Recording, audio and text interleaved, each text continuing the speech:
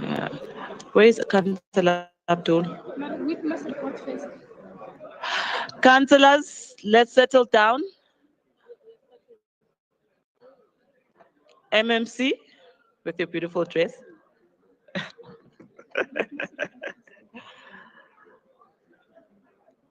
Councillors,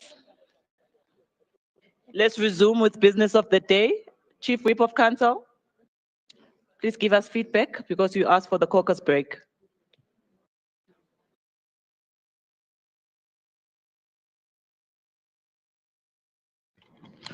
Greetings, Speaker. Greetings, the Executive Mayor. Greetings, councillors, and to our guest.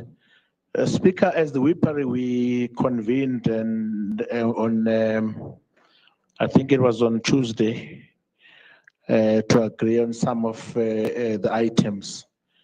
We then came to an agreement that we are going to, we are not going to debate items 1 to 50, which are first quarter and oversight reports, but granted political parties to engage on items 51 to 60, together with 3 motions. Part of the reason I had to call the Whippery now was just to make sure that we're still in that understanding as the Whippery. Also, the Whippery agreed to note first quarter items to prepare to handle second quarter items on the 26th and 27th March 2025 during the council sitting. So item 1 to 50, we're just noting, and then we're going to then allow the parties to debate, engage on item 51 to 60, and then obviously the motions. Okay, thank you, Chief Whip of Council. We've noted that. Councillor Abdul. Good afternoon, colleagues. Good afternoon, Speaker, and all our guests in the gallery. This whole scenario is like a short blanket. If you cover your head, your feet are open. If you cover your feet, your head is open. Truth of the matter is the ship is sinking, and it didn't occur last year or the year before. I've experienced it since I entered this building in 2022. However, I believe the holes in the ship already occurred before then. We are all responsible for this boat, and opposition politics is just not going to help us in any way. In fact, it's more destructive than anything else. The people are keeping 270 councillors accountable and thousands of municipal officials accountable for the lack of service delivery, so blame shifting is just not the way to go. We cannot continue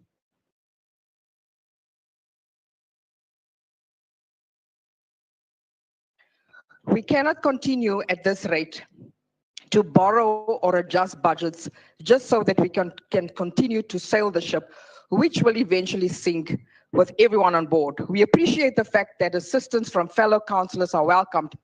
If we continue to do the blame game, instead of closing the holes in the boat, we will all perish together with the people who placed us here in the first place.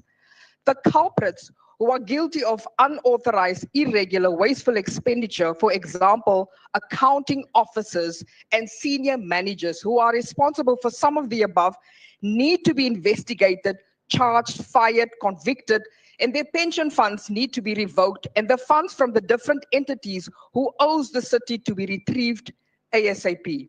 Let it not be like another Zondo Commission exercise, which costs billions but reaps no fruit. A lifestyle audit must be done on all councillors and officials of the city. If we succeed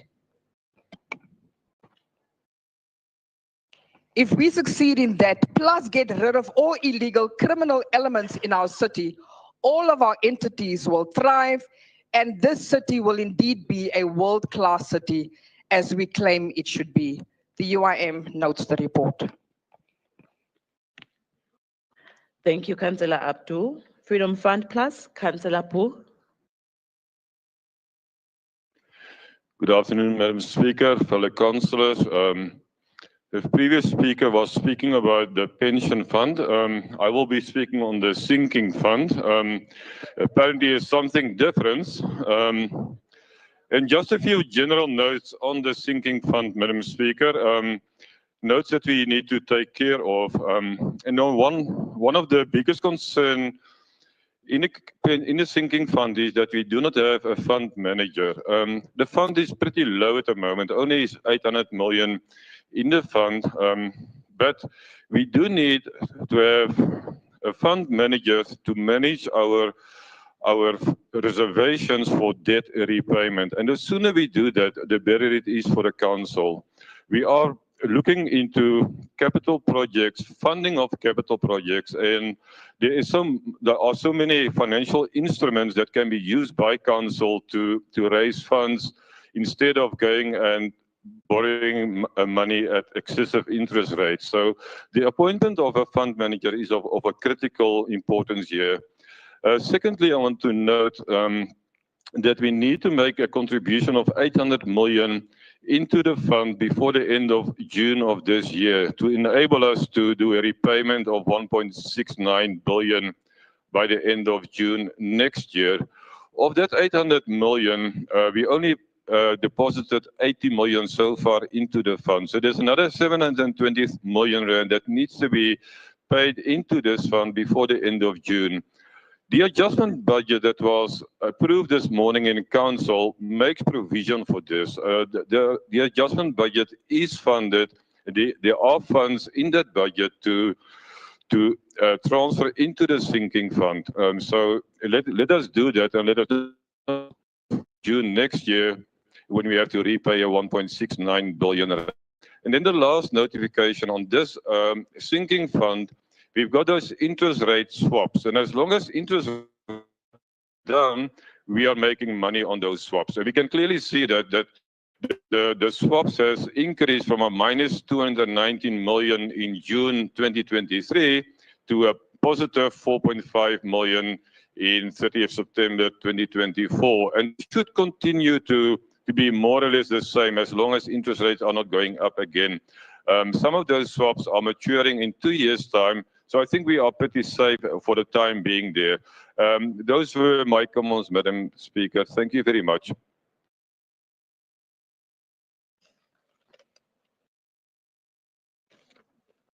Thank you, Councillor Pooh. UTM, Councillor Zikebe.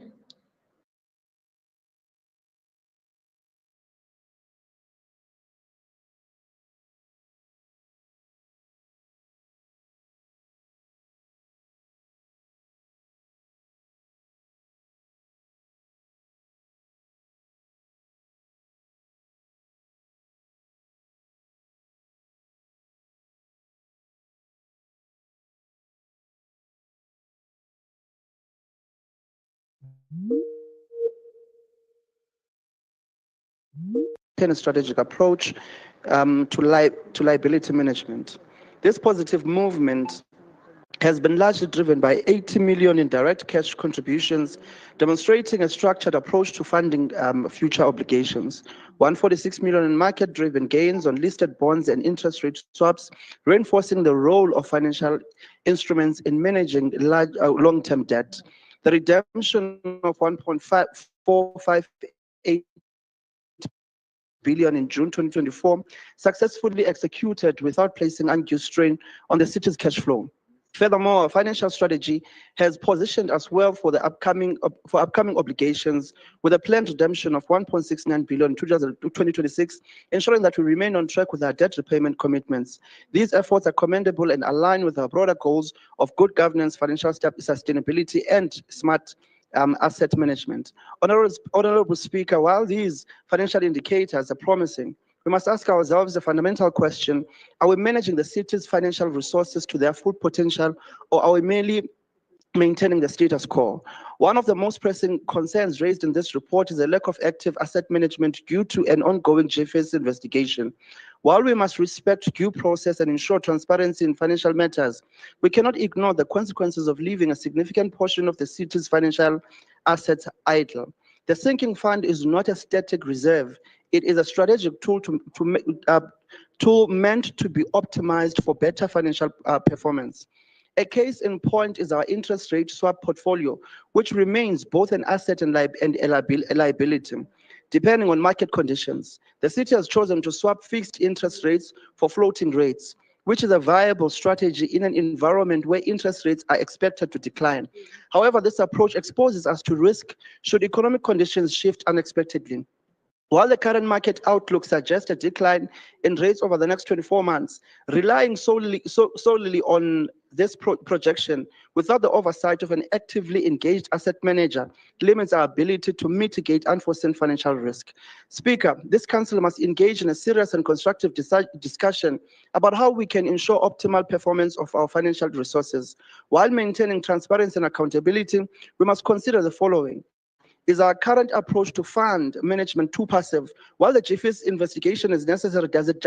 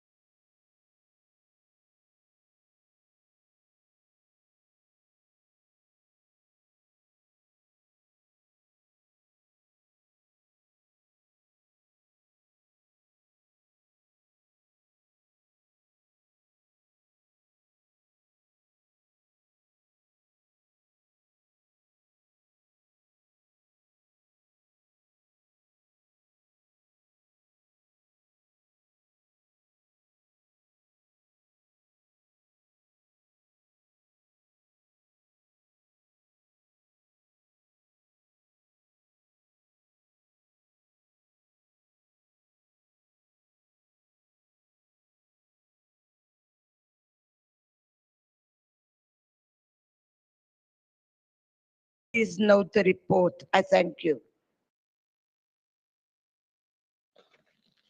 Thank you, MMC. Does the House note item 52? Thank you, councillors. Councillors, we proceed with item 54, which is the approval contract for an extension of a period for the provision of maintenance, repairs, and support service for the fire and rescue vehicles for the city of Johannesburg. Contract number A882. First speaker is from the DA, Councillor Cllr.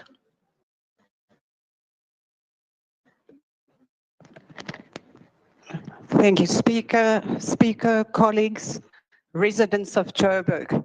Today we address the matter of critical importance.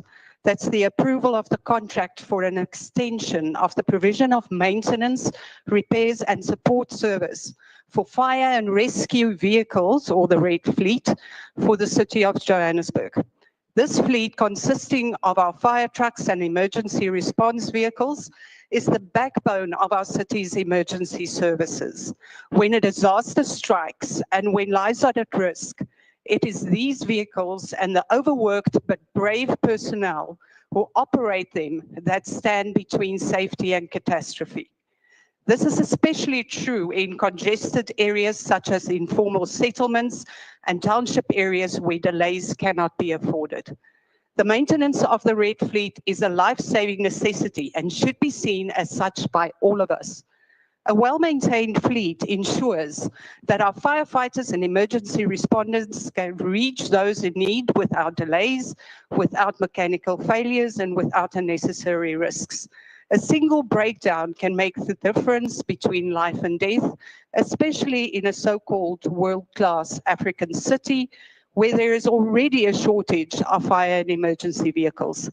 That is why ensuring the uninterrupted, timeous maintenance of these vehicles are non-negotiable. Yet, despite the urgency of this issue, we have yet again seen an unacceptable delay in the approval process of a critical contract, which forces the current contract to be extended. The new maintenance contract process began on 17 October 2023, yet the tender only went out on 13 November 2024, over a year later. And even now, the estimated conclusion of the new contract is only anticipated for 30 April 2025. This delay is not just a bureaucratic issue, it is a failure of prioritization and one that could put lives at risk. There is a well-known saying, any activity will fill the time allotted to it. This seems very true here. And whilst it is notable that the process was started earlier, a process that should have been concluded swiftly has instead dragged on for over a year, which has led to the current contract having to be extended.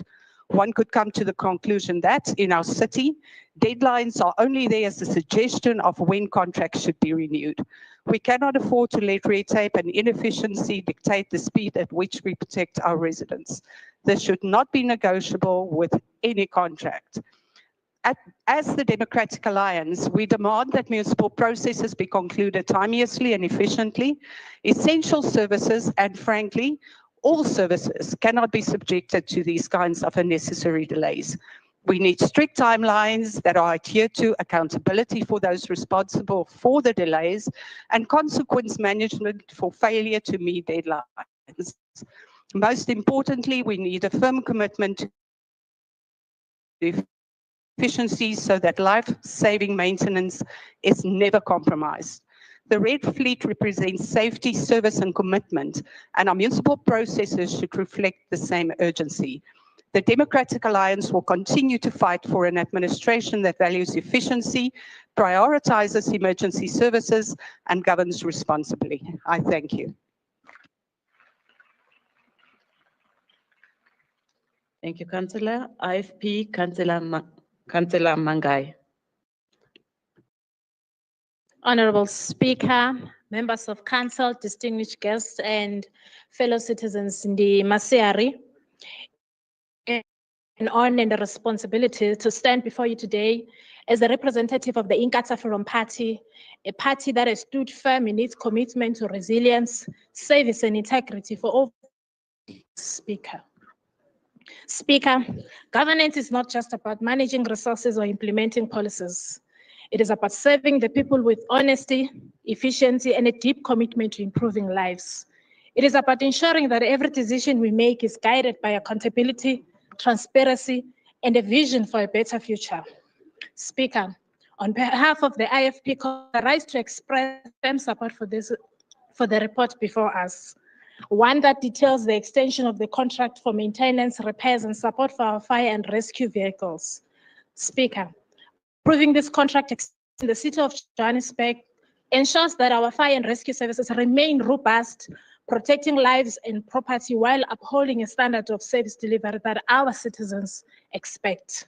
In doing so, Speaker, we reinforce our commitment to ethical leadership, sound financial management, and a community-focused governance.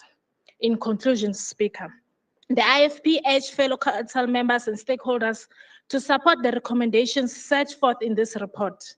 Speaker, let us work together to ensure continuous effective emergency services and ensuring that every decision made in this council strengthens our commitment to the people that we serve.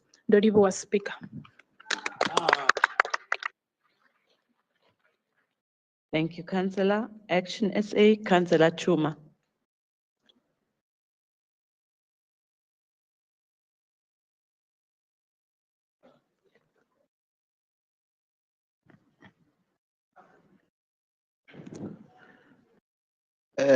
Speaker, niphumelele niteka nkarhi lowu ni ku xeweta ni xeweta na vatirhikulobye na vatshami va dorobankulu ra Johannesburg ni xeweta na vafambisi va doroba hinkwavo. So as Action SA, the party that ideologically subscribed to what we call service deliveryism, conceptualized and implemented in South Africa.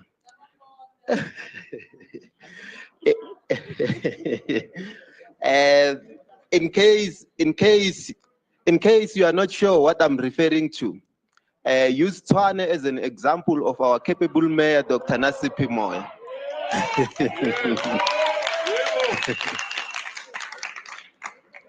Speaker, as Action SA, due to our subscription to service deliveryism, we note and approve the recommendations of this report because of the importance of Redfield in our city in providing service delivery, particularly in disparate times of need.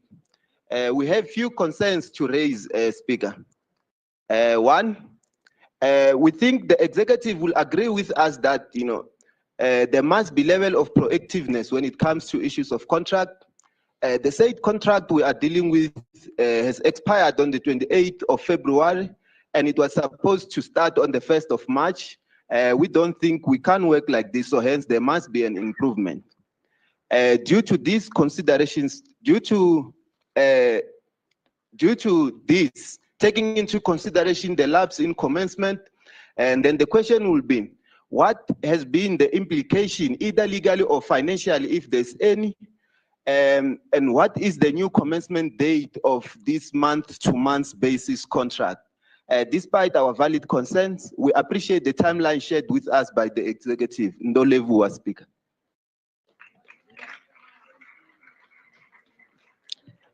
Thank you, Councillor. EFF, Councillor Ngwenya.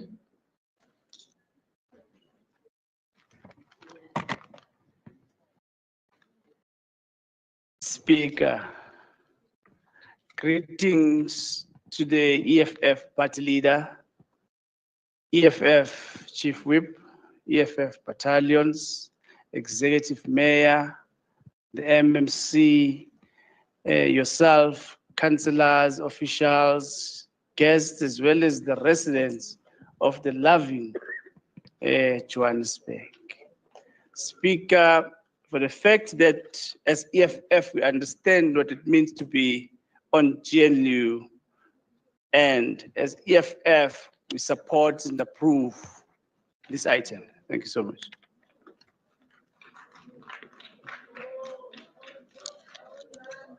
Sabonga, Councillor. DA, Councillor Finn.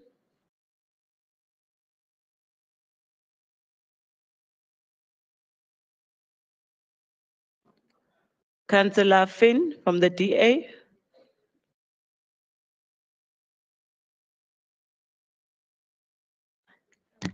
Thanks, Madam Speaker. Unfortunately, he submitted an LOA for ill health. So we'll Okay. withdraw that speech. Thank you. No problem, thank you. Then I'll MMC Masuku. Thank you, Speaker. Good afternoon once again. Madam Speaker, just to say that following process is not inefficiency, and we have to abide by the supply chain management processes that are put in place in the city in line with the MFMA. As GCSS, we cannot and are not allowed to conclude any process without the proper processes being the BEC, being the EAC, ultimately then the signature of the accounting officer. Therefore, following process and the delays and the requirements that are there cannot be regarded as any inefficiency. For ensuring that we have continuous service delivery for the safety of our residents, we request Council to approve the extension of the contract. Thank you. Thank you, MMC. The recommendations are on page 54.5. Is the item agreed to? The yeses have it.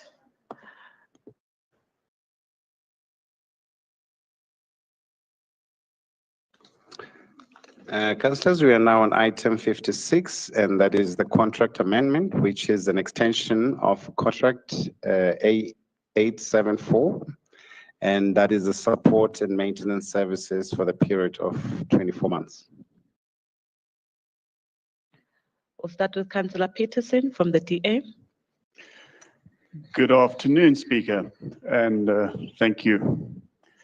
I rise on item 56. I stand before you today to address the matter of critical importance to the city of Johannesburg. That is the continued support and maintenance of our SAP systems, which are fundamental to ensuring uninterrupted municipal service delivery and operational efficiency. The contract is to remain with the service provider, Baraka IT Solutions Pty Limited, for a period of another 24 months. The budget outlined on page 56.4 provides a broad overview of projected expenses for the next 2 years. What is particularly striking is that major enhancements are budgeted at the same cost as 1 year of ongoing support services. This raises a pressing question. Why is 187 million rand being allocated annually to enhancements? To put this into perspective, this amounts to 513,000 rand per day for enhancements alone. When combined with ongoing support costs, we are looking at an expenditure of over 1 million rand per day. If we take 40,000 as the total number of employees, give or take, in the city of Johannesburg, this translates to a cost of 9,400 rand per employee per year. This includes general workers in the field who do not even use SAP. Over 2 years, this cost climbs to 14,000 rand per employee. Is this a reasonable expenditure for a system that does not directly serve a majority of the workforce? The cost per resident amounts to 100 rand. That's assuming about 6 million residents in the city of Johannesburg. Does this reflect value for money? Remember, this is just the extension of the contract. If we add what's already been spent, that's another 500 million. So we're looking at over 1 billion rand for the SAP maintenance contract. That's serious moolah. All in all, this contract amounts to, listen carefully, 572,904,623 rand and 69 cents, excluding VAT. Once Honourable Mr. Enoch Godongwana determines the VAT amount, the ratepayer will be liable for, which I'm not sure if that can be refunded, being the end user. Had this proposal been presented to the Section 79 Committee for scrutiny, as required under supply chain management protocols, we as councillors would not be forced to make blind decisions. Yet this continues to be the norm in Johannesburg. The report even makes reference to Circular 62, which itself highlights supply chain management compliance and implementation weaknesses in municipalities. These include circumvention of competitive business processes, bidding processes, a practice that undermines sound financial management, weakens the spirit of the MFMA, and ultimately impacts service delivery. Critical questions remain unanswered. Has the service provider met all contractual obligations? Will MSCO compliance be ensured? To what extent are milestones being monitored? Has governance oversight been satisfied? Moreover, mentions cloud services for backup, but fails to confirm whether local backups exist. This raises significant concerns. Are we permanently beholden to use one service provider? Do we truly own our data at all times? These are not frivolous questions. Past agreements, such as the data deal, have prevented the city from accessing data prior to 2012, with severe financial consequences. The report does not specify the number of SAP licenses being procured, yet we are expected to blindly accept the 573 million is a fair price. Just remember, this is just for the extension. This lack of transparency is unacceptable. Instead of debating these critical details in committee, we are forced to raise them here in open council, with the media observing the dysfunction of our municipal leadership. We are frequently told that investments in SAP and IT infrastructure are necessary for Johannesburg to become a smart city. However, residents have yet to experience any meaningful benefits. I ask, when will a resident be able to track the progress of their billing query online? When will senior citizens be able to track the status of their applications for a retirement home? Thankfully, I see that there is now a link on the joburg.co.za that it does provide what appears to be comprehensive notices and reports on procurement. Well done. This contract has potential to increase by 75 million rand under the MFMA allowances for contract variations. That is 15% for goods and services.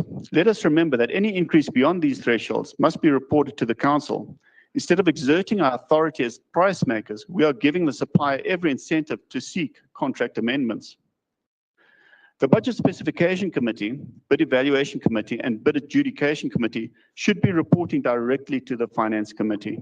There is nothing in Section 117 of the MFMA that prevents this. Colleagues, I mentioned at the beginning of my speech that this item presents us with a number of concerns that this administration executive is hoping for you to ignore and pass here today. Note that it is the council's responsibility to ensure that the ratepayer, resident and business owners are represented, that the city is getting value for money. The concerns raised by the Executive Adjudication Committee were that the report be amended to remove the recommendations requesting a contingency of 15%. GICT state in point 17 in Annexure A that the report would be amended accordingly. This has not been done. We are basically being asked to pass something against the EAC's recommendations. Another issue is that the report should clearly indicate the correct start date of the initial contract. This has not been done, as GICT has reported to the committee that the contract started on the 1st of June 2022 and not on April 2022 as stated in this report. And another issue is that the department should make sure that the wife of the director of Baraka IT Solutions, Pty Limited, is properly declared as being in the employee of the Department of Labor and disclosed in the annual financial statements of the city. This does not appear on the report. Furthermore, under Section 7.3 and 7.4 of the SCM policy, must submit a report on policy implementation within 10 days of each quarter to the Executive Mayor and Council. If any serious financial issues arise, the city manager must report them to Council within 30 days. We will keep our eyes open for this. Yet the SCM policy of Joburg continues to prevent effective oversight of these committees. This must change. Through you, Speaker, I request that the city manager prioritize a review of the SCM policy to ensure that this council is able to exercise effective oversight. And the Democratic Alliance notes this report with concern. We will not endorse without proper due diligence. We will continue to demand transparency, accountability, and value for money for the residents of Johannesburg. Thank you.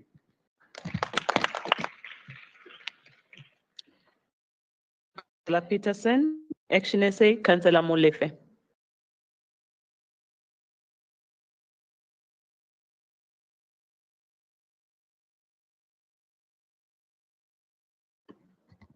Thank you, Speaker, and good day, all protocol observed.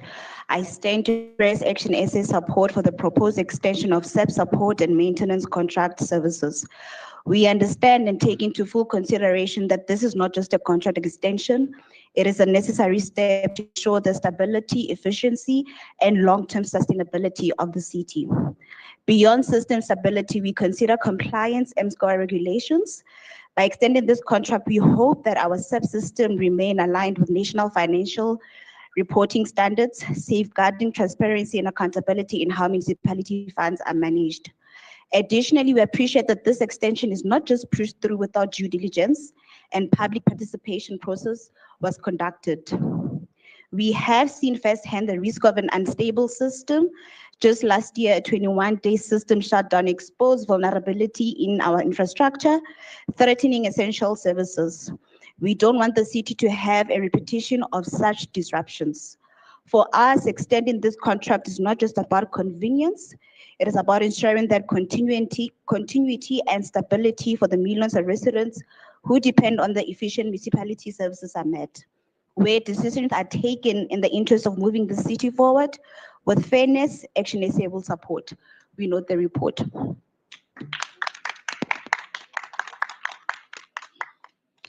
Thank you, Councillor. EFF, Councillor Ntlap.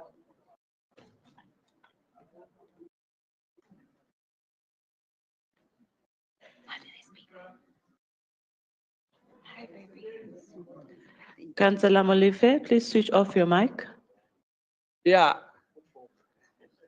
Thank you once more, Speaker. Njengoba senginibingelele nonke ngiyaphinda ngiyanibingelela.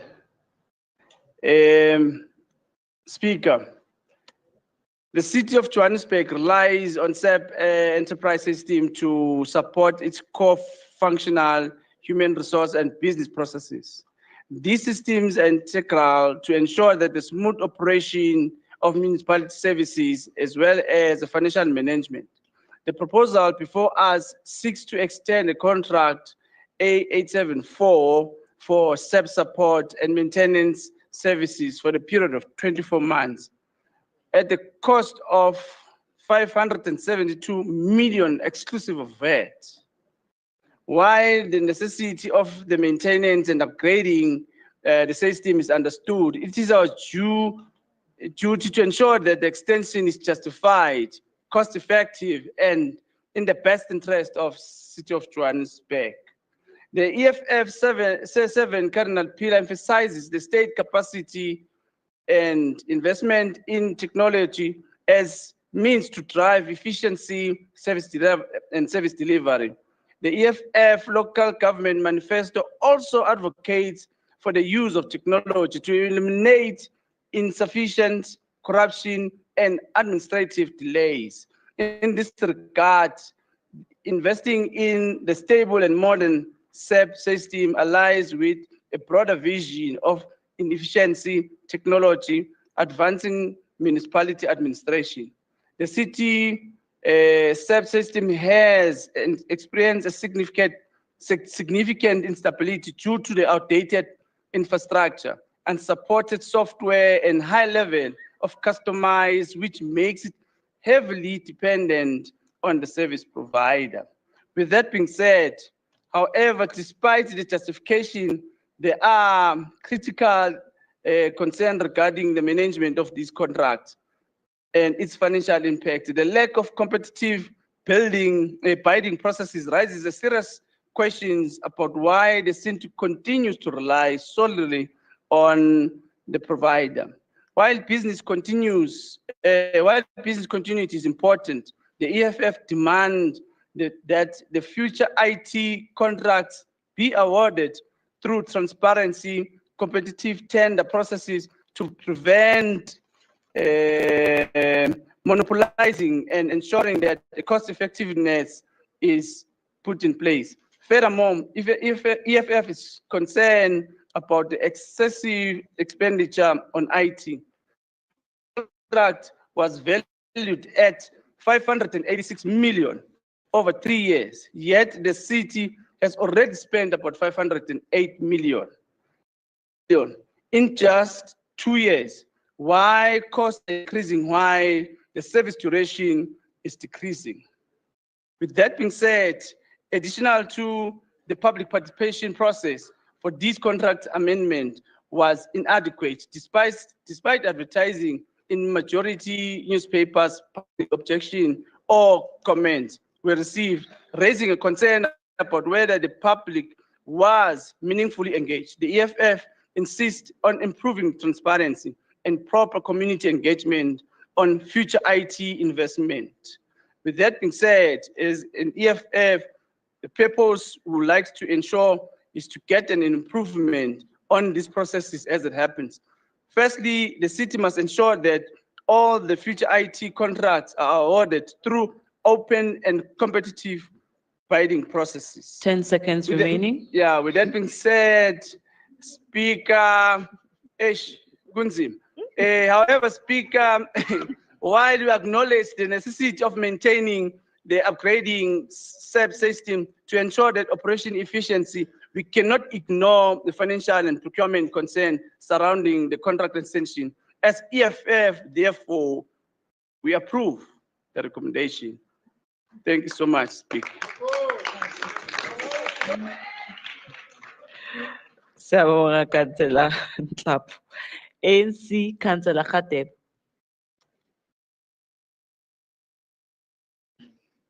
Thank you, Speaker.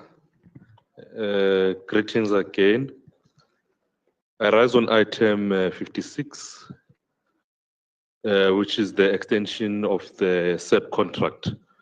Madam Speaker, as the ANC, we support the item. We strongly believe that the SAP contract should be extended. It should assist us also in the process of building up our M-score. We are also happy that there were public participation in the process. There was transparency as well. So as the ANC, we support the item. Thank you.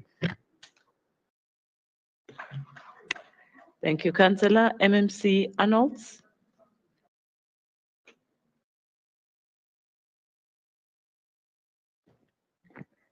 Thank you, Madam Speaker, once again, and good afternoon to everybody. The extension of the contract is critical. It ensures that we have continued functionality and efficiency of the city's financial systems. The contract amended extension for SAP support and maintenance service A874 will provide essential system support for the next 24 months, ensuring stability and efficiency in our financial and operational processes. The importance of the SAP support. The SAP system is the backbone of our city's financial management. Justification of this extension. The contract extension is necessary to avoid disruption in service delivery and financial governance while the city reviews its long-term IT strategy. The financial prudence and compliance. The extension aligns with the procurement regulations and ensures that the city continue to receive uninterrupted, high-quality support services without compromising compliance standards. We have a commitment to transparency. We remain committed to ensuring accountability and efficiency in managing contracts, public funds, ensuring that all financial decisions align with the best interest, especially of our residents. Madam Speaker, as I conclude, this contract extension is a strategic decision to maintain operational stability while allowing for a comprehensive review of the city's future SAP and IT support requirements. We'll continue to work towards efficient financial governance that supports service delivery and also economic growth. I thank you, and we ask that item. Thank you. Thank you. MMC recommendations are on page 55.5. Is the item agreed to? Thank you, councillors.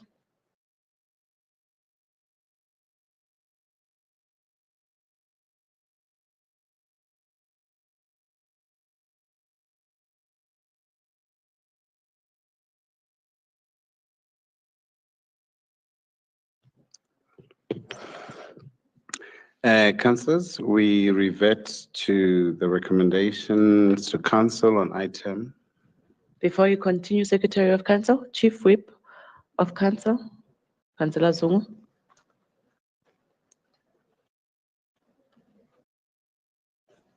Hi, Bo, Councillor Zungu.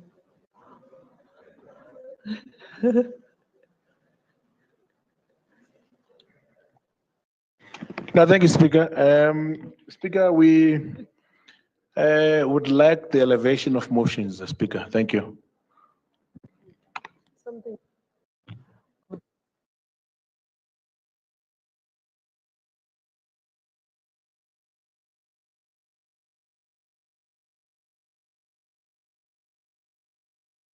Sorry, Speaker.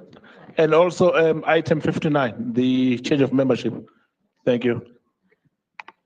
Okay, so I'm still checking with legal.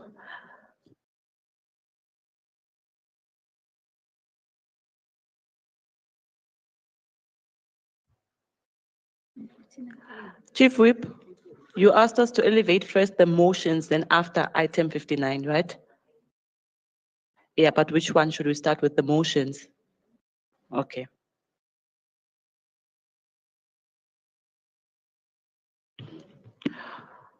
All right, Chief Whip of Council, it's fine. I'll accede to your request.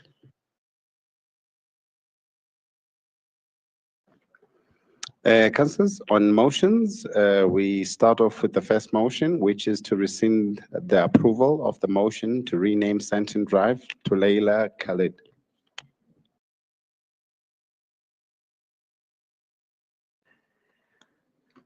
I would like to call the proposer, which is Councillor Shackelford.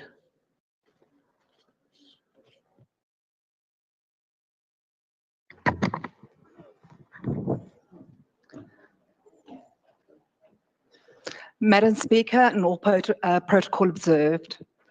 I, Councillor Linda Shackelford, here propose a motion in terms of Rule 94.1 of the Standing Rules and Orders of Council. This motion seeks Council's approval to rescind the approval of the motion to rename Santon Drive to Leila Khalid. In 2018, the Council approved a motion to rename Santon Drive, a prominent urban road in Johannesburg, to Leila Khalid. Since then, significant political and social changes have occurred, and it has become clear that proceeding with the renaming would be controversial and potentially divisive. Much has changed politically since the decision to rename the road, and to continue with this process would now be both controversial and ill-advised. Councillors have received extensive feedback from the Santon community and the surrounding areas and have expressed strong opposition to the unnecessary renaming, citing concerns over the expenditure due to the Johannesburg ongoing service delivery challenges and constrained budget. Giving the city's pressing priorities, such as addressing critical infrastructure and improving service delivery, the managing limited resources, the renaming initiative would detract from the urgent concerns. We recommend to Council to rescind the approval of the motion to rename Santon Drive to Leila Khalid. Madam Speaker, I table the motion to Council for serious consideration.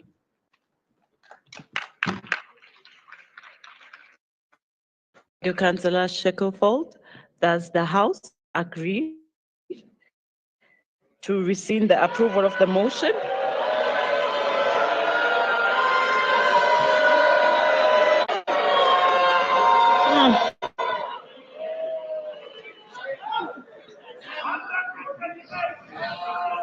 Okay, in this case, I would like to call the seconder, Councillor Williams. Thank you, Madam Speaker. I rise in support of the motion to rescind this Council's 2018 decision to rename Santon Drive after Leila Khaled. Let me be clear, this is not merely a procedural matter. It is a demand for accountability, transparency, and respect for the voices of Johannesburg residents. Madam Speaker, as elected representatives of the affected areas, Councillor Shackelford and I engaged with thousands of residents and businesses. The overwhelming majority opposed this renaming. Unlike the bulk of submissions supporting the renaming, collected under the questionable oversight of a former MMC who remains under a cloud, our objections came from traceable, legitimate stakeholders who will bear the brunt of any renaming. Madam Speaker, the Democratic Alliance believes in meaningful public participation, not box-ticking exercises, yet this process was deeply flawed. The Department of Community Development failed to follow council policies. For starters, the documentation was sent to Region E instead of Region B, where the most of Santon Drive is located. Even after this error was pointed out, no correction was made. Despite this, we proactively informed residents through social media, radio, and grassroots campaigns. Our efforts exposed glaring deviations from the city's own policies. I'll mention merely a few of these deviations. Take Section 6 of the city's naming guidelines. Section 6, Roman numeral 4, advises against naming streets after living individuals because sentiment shifts. Leila Khaled, a living figure celebrated for violence and for advocating violence, fails this test. Section 6, Roman numeral 16, requires names to enhance an area's marketing potential. Santon, regarded as Africa's Manhattan, attracts global investment. Its reputation is incompatible with honoring someone, a plane hijacker, photographed bearing an assault rifle. That's not an image that Santon wants to be associated with. Beyond policy, Madam Speaker, this attempted renaming is a financial travesty. The city somehow cannot afford basic services, water pipes, sewer maintenance, streetlights, pothole repairs. It plans to waste possibly millions on renaming. A staggering 750,000 rand was earmarked for adverts and venues alone, with no transparency on total costs, and I've asked questions about this. Businesses fear that millions more will be lost in rebranding expenses. Meanwhile, residents rightly ask, why prioritize divisive symbolism over repairs and maintenance of crumbling infrastructure? Indeed, why? Madam Speaker, the process reeks of bias. The former MMC, since relieved of his duties, thankfully, openly dismissed public participation as, quote, a mandatory exercise formality. He basically declared the decision had already been made. His orchestrated media spectacle for pro-renaming submissions while ignoring opposing voices undermined democracy itself. Worse than that, thousands of potentially fraudulent signatures lacking traceable details were submitted without scrutiny. Madam Speaker, we requested audits, cost breakdowns, and fairness. We received none of this. This contempt for process and fiscal responsibility is indefensible. Madam Speaker, the DA stands with the residents demanding governance that works, fixing streets, not rewriting signs, investing in services, not vanity projects. Don't waste ratepayers' money. I repeat, don't waste ratepayers' money.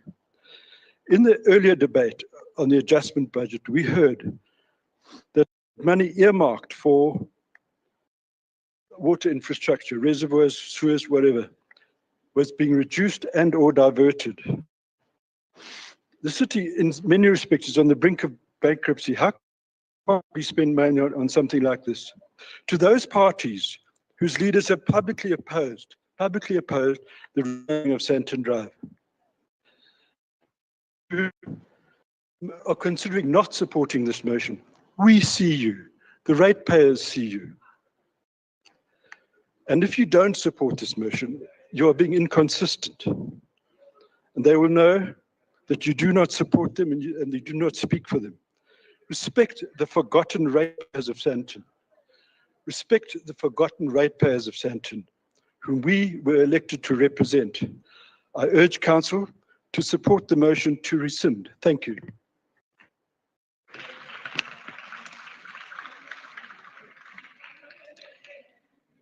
That was the seconder, Councillor Williams. We'll move over to ACTP, Councillor Wilson. Thank you, Madam Speaker. Greetings to you all in the precious name of our Lord and Savior, Jesus Christ. Amen. Amen. Greetings, Madam Speaker, Executive Mayor, MMCs, councillors, and residents of Johannesburg and distinguished guests. Madam Speaker, I rise on the motion for Council to rescind the approval of the motion to rename Santon Drive to Leila Khalid Drive. The ACDP finds it deeply concerning that an individual such as Leila Khalid, who has been involved in violent acts that have violated the rights of innocent citizens and caused significant harm across the globe, could even be considered for the honor of having a road named after her.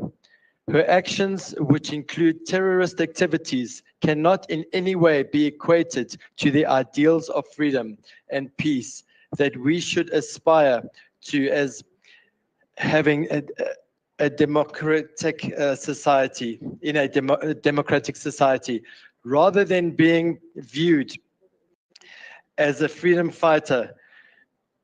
Her extreme acts make her guilty of terrorism. The response to such individuals whose actions threaten peace and violate fundamental human rights should never be one of recognition or honor. Instead, the full might of the law should be brought against them, ensuring that their actions are condemned and that such behavior is not tolerated. To proceed with this name change would not only be an affront to the values of democracy, but also send a dangerous and misleading message to the citizens of Johannesburg and beyond, that the city of Johannesburg supports or condones terrorism in any form. This is not a message we can afford to send. We must stand firmly against the attempt to glorify those who seek to harm innocent people. We cannot allow this to happen, honorable colleagues. The ACDP wholeheartedly supports this new and improved motion. God bless South Africa. God bless the sovereign state of Israel. I thank you. Thank you, Councillor. EFF, Councillor Mosela.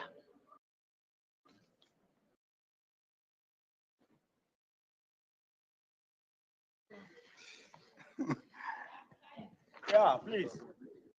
Thank you, Speaker. Greetings to yourself. Greetings to the party leader of the EFF, Dr. Mtheni Chwaku, and greetings to the Chief Whip, Fighter Thabisa Mohapi. Speaker, let's first educate people. Leila Khalid is a freedom fighter who was known or is known to have went on a mission to hijack planes in order to put pressure to the murderous apartheid. I rise today, Speaker, as a voice of the unwavering defiance against the reactionary forces that seek to undermine the ideals of liberation. This is not merely Leila Khalid is not merely a person speaker. And this is not merely a debate about renaming Senten Drive. For the soul of our revolutionary consciousness, the integrity of historical injustice, and the future of global solidarity. Let's remember the immortal words of Cllr when he proclaimed, and I quote, he who feeds you will control you. Close quote. We can't allow imperialist narratives to dictate our moral compass or diminish our historical solidarity with oppressed peoples across the globe. Councillors, Leila Khalid is not just a name. It is a symbol, a rallying cry against the forces of oppression and occupation. She embodies the unyielding spirit of resistance against Zionist settler colonialization, much like Chris Hani and Solomon Mahlangu embodied the spirit of resistance against apartheid in South Africa. Dare we forget, Speaker, that the same voices who today denounce Khalid once labeled Nelson Mandela, as a terrorist.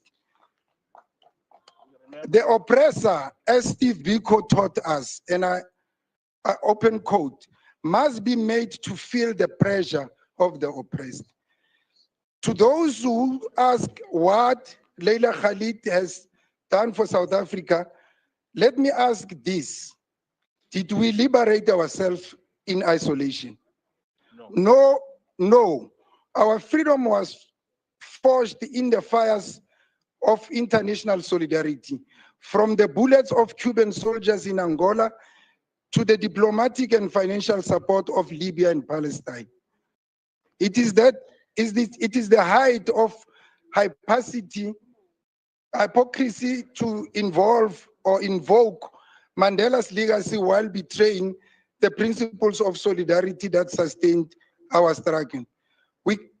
We cannot and we must not abandon Palestine in honor of need or in hour of need.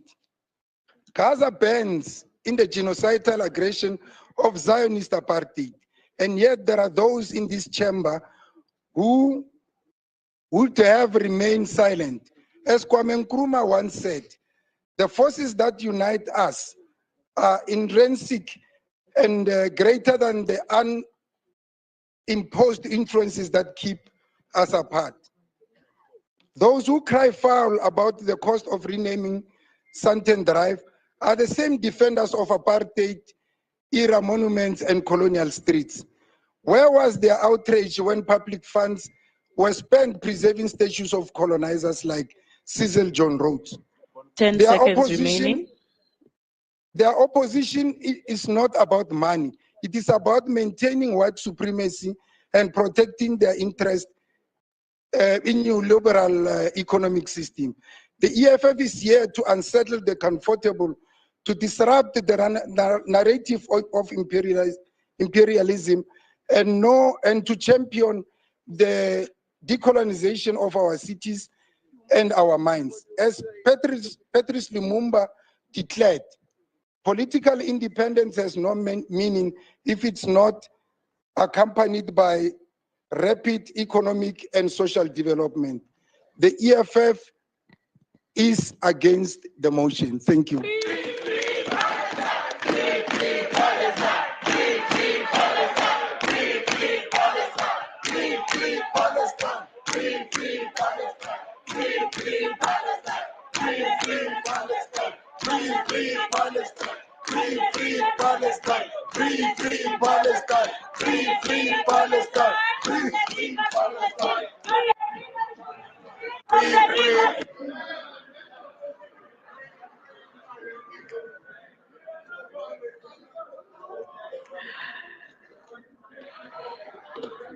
Councillors, we are still on the debating.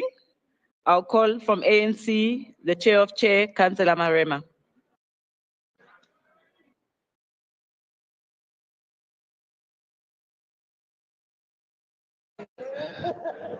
Thank you very much, Speaker. I want to greet the executive mayor and the collective, the chief whip, council, Councillor Zungu, chairpersons of committees, councillors gathered here. And through you, Speaker, as I debate, I want and hope that this message will go in and get into the ears of Councillor Shea. Through you, Speaker. I still quote from Thabo Mbeki. I am the grandchild of the warrior men and women that Hintsa and Sekhukhune led. The patriots that Qetshwayo and Mthembu took to battle. The soldier Mushweshwe and Gungunyane taught never to dishonor the freedom.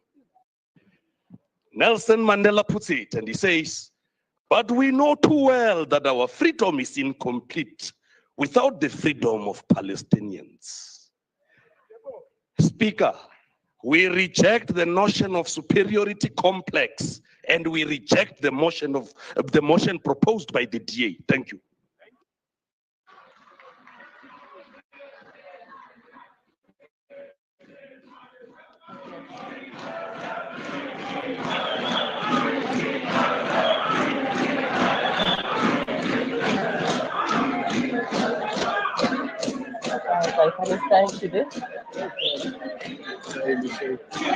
Palestine, free, free Palestine. Moshe. Hey, councillors, let's call the MMC. Who's the MMC for Community Development? Councillor Nkonku.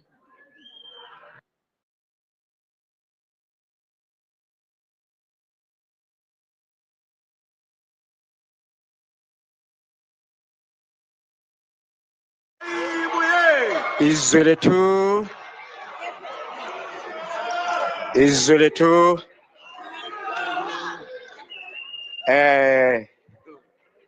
Ere ke go leboge modisa kgotla. Ke dumedise Rapereko, Re Sello Morero. Ke dumedise mokgwathisa kgotla, Re Nyamakaiše Zungu.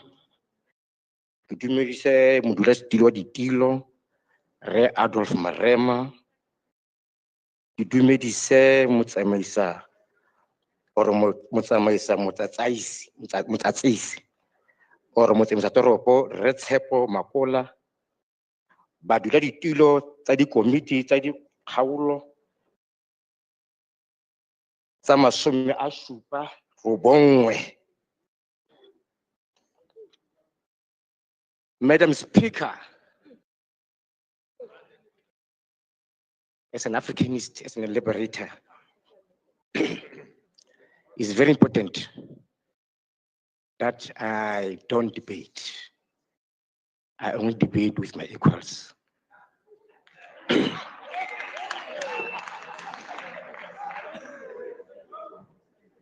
I'm here to educate and to make sure the oppressed understand the cause of the struggle. Madam Speaker, the importance of renaming the streets in a post-colonial society and the legacy of Leila Khaled in global liberation struggle. Comrades, compatriots, and fellow revolutionaries, today we gather not only to address the matter of symbolic change, but to affirm our collective consciousness in the fight for total liberation. The question of renaming streets, institutions, and landmarks in post-colonial society, it is not a matter of mere aesthetics. It is about correcting historical injustice, reclaiming our dignity, and asserting our true identity. It is about dismantling the legacy of oppression and ensuring future generations walk street named after those who fought for their liberation, for freedom, not those who sought to enslave them. Frantz Fanon once wrote, imperialism leaves behind gems of rot, which we must clinically detect and remove from our land, but from our mind as well. The names of streets, cities, institutions imposed by colonialists were never neutral. They were psychologically tool of domination meant to remind us of their role and rule and diminish our identity. Each name carry the weight of oppression, a reminder that our land was occupied, our people were dehumanized, and our struggle for self-determination was criminalized. But history has taught us that the oppressed do not remain passive forever. From the battlefields of Algeria to the streets of Palestine, from the mountains of Zimbabwe to the prisons of Robben Island, the sons and the daughters of the soil have always risen to reclaim what is rightfully theirs. Leila Khaled, a symbol of global liberation. It is in the struggle for the self-determination, one that resonates across the continents is Leila Khaled, a revolutionary, a freedom fighter, and an unwavering symbol of resistance against imperialism. Leila Khaled became an international icon of armed struggle through her role in the Palestinian liberation movement. She risked everything to show the world that the oppressed will not accept subjugation quietly. 10 seconds remaining. Woo! Ha!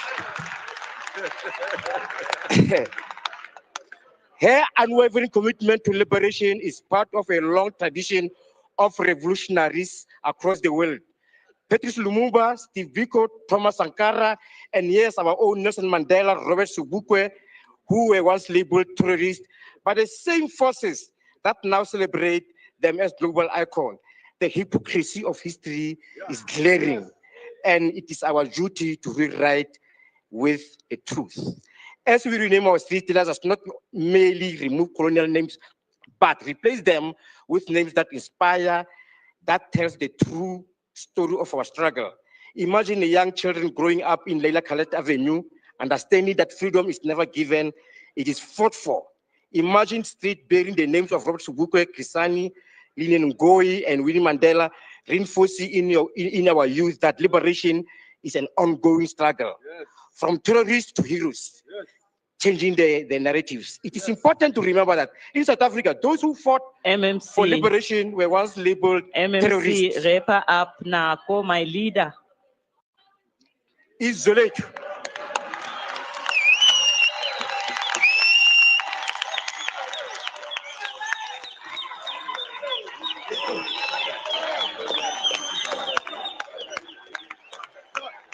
Free Palestine! Free Palestine! From the river to the sea! Free Palestine! Free Palestine!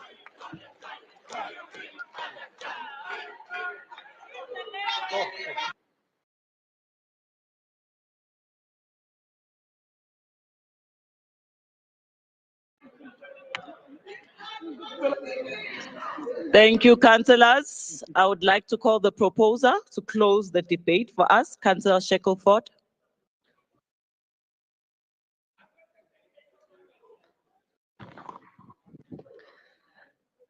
Madam Speaker, and to the residents of Sandton, I think we forget that we're here for the residents, all right? The residents, the South African residents.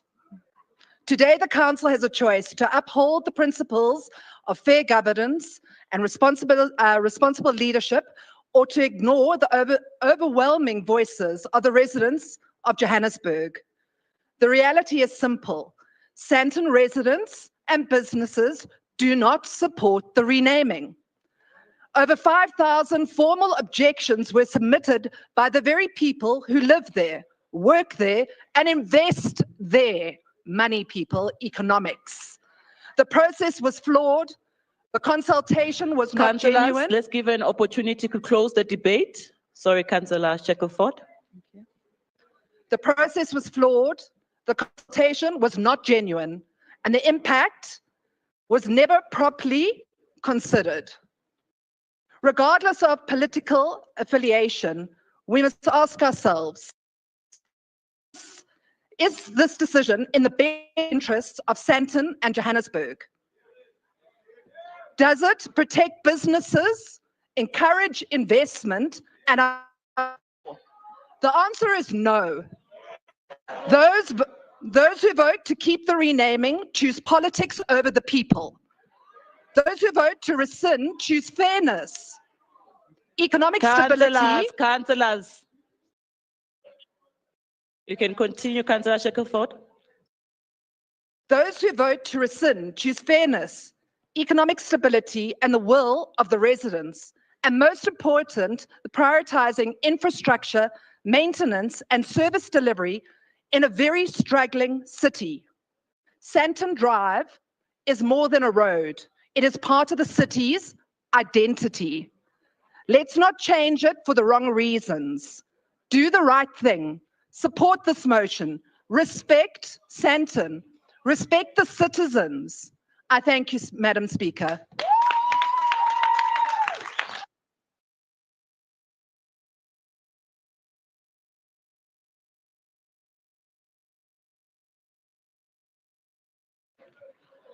Okay, councillors, we're going to start our voting process now. All those in favor of this motion, please raise your hands. Madam Speaker, there's a hand. All those in favor, phakamisani izandla.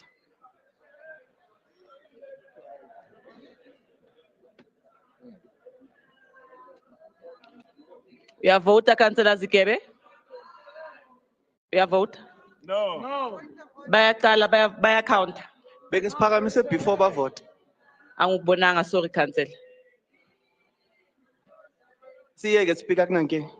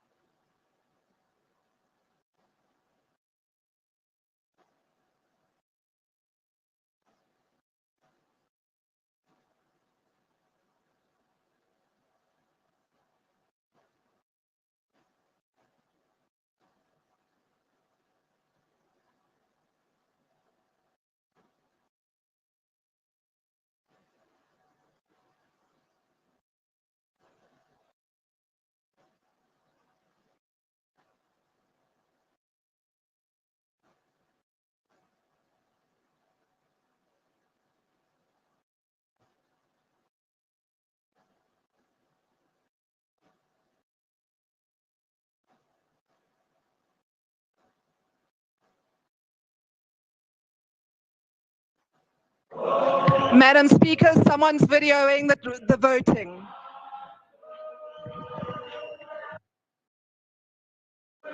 Councillors, you can lower your hands. All councillors against this motion, please raise your hand.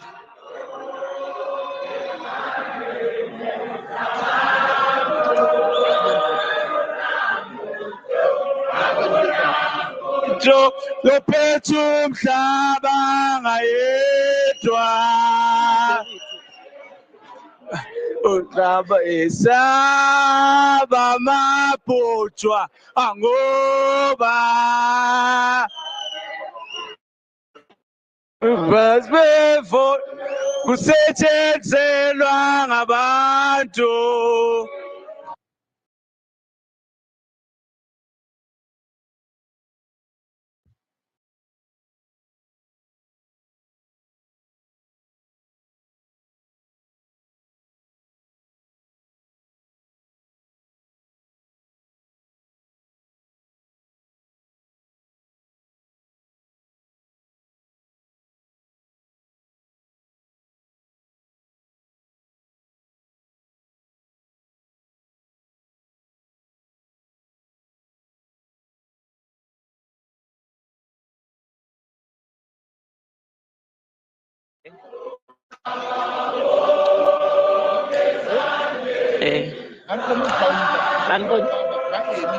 Eh, Chief Whip, Chief Whip of Council, Keleto, Keleto.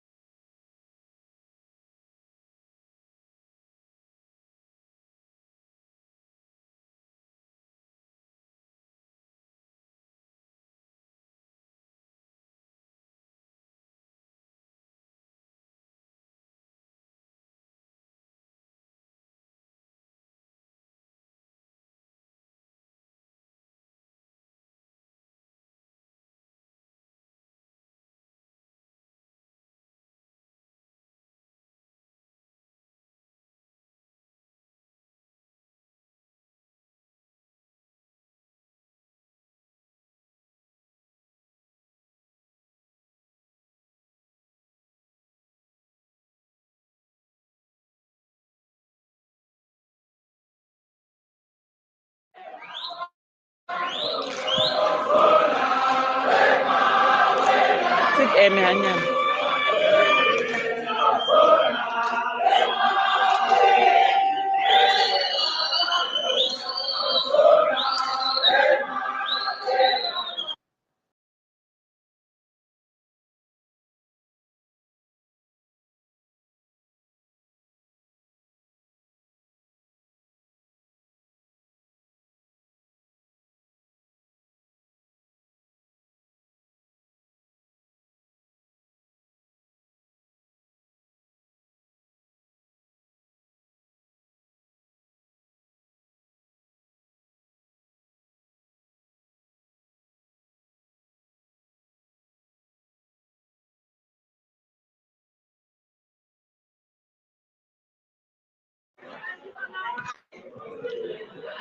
Do we have councillors that want to abstain from this voting process? 0.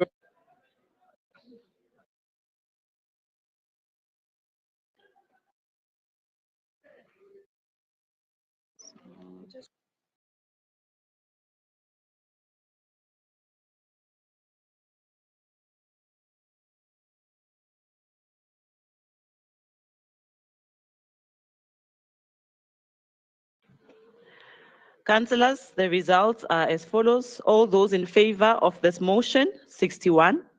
All those against this motion, 170. The motion does not pass.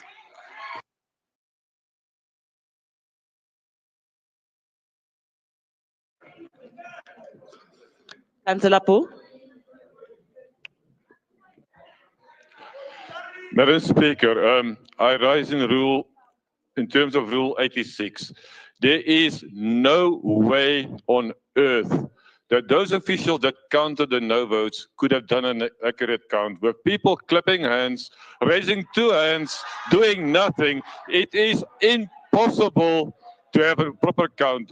We accept that the noes had it, but it would be appreciated if the councillors could have shown discipline by waiting for the count to be finished before start singing. Thank you.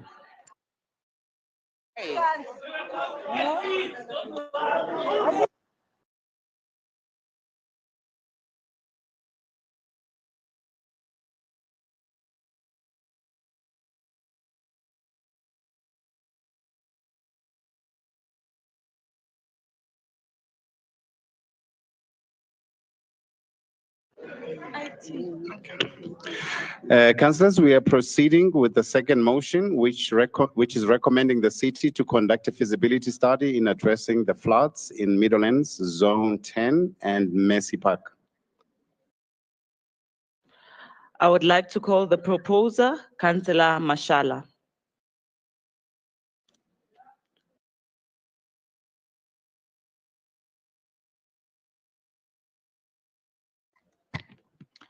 Thank you, Madam Speaker. I would like to withdraw my motion. Thanks.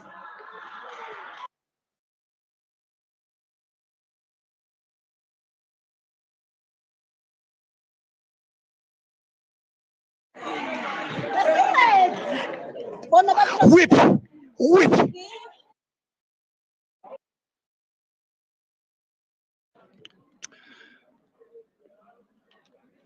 Councillors, we proceed with the third motion, which is recommending the executive to reclaim the hijack Goudrand Hall in Mathelosville, Ward 127, Region C, and turn it into Family Unit Trust. I will call the proposer again for motion 3, Councillor Nsidi.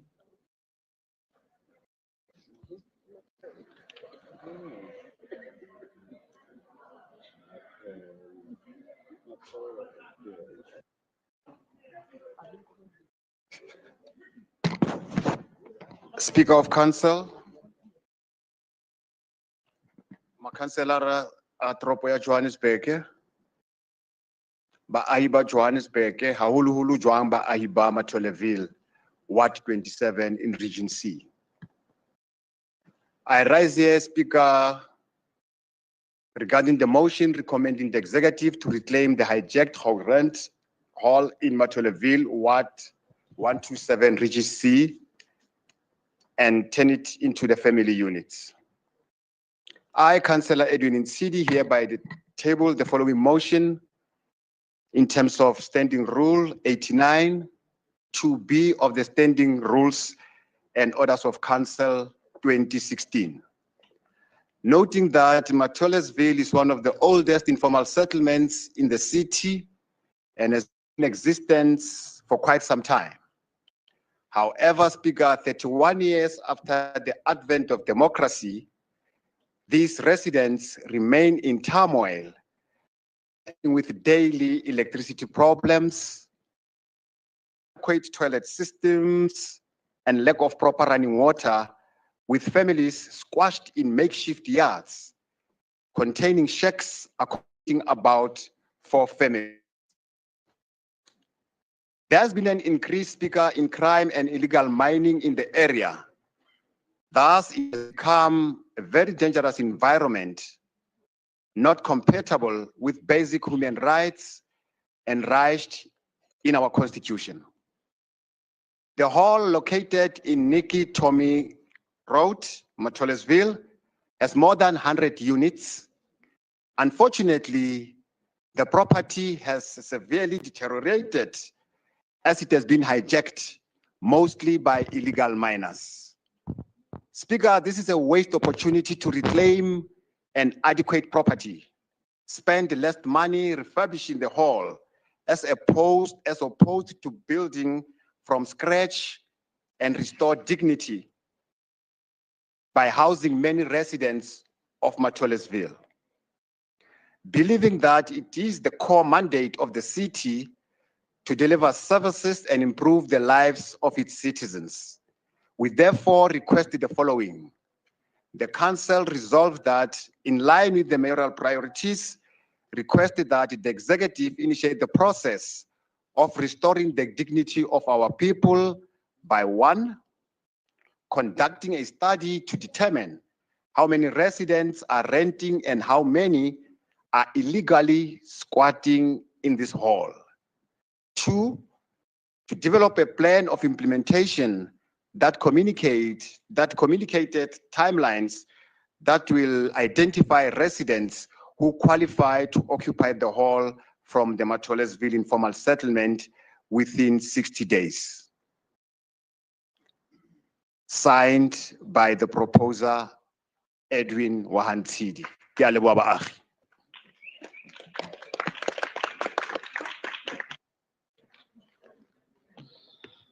Councillors, do you agree to motion 3?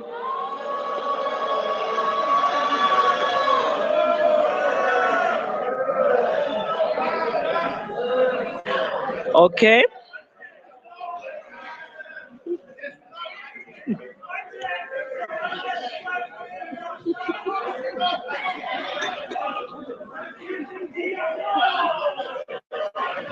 Okay, councillors, then this opens debate. I'll call the seconder, Councillor Bini. Thank you so much, Speaker.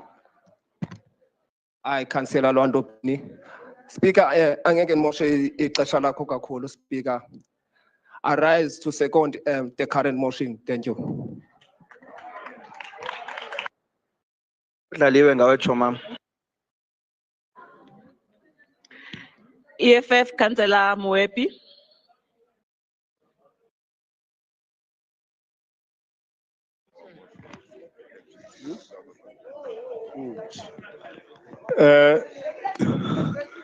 Yeah, be quiet, the leadership is speaking. Thank you, Speaker. We would like to withdraw from engaging this moment. Thank you.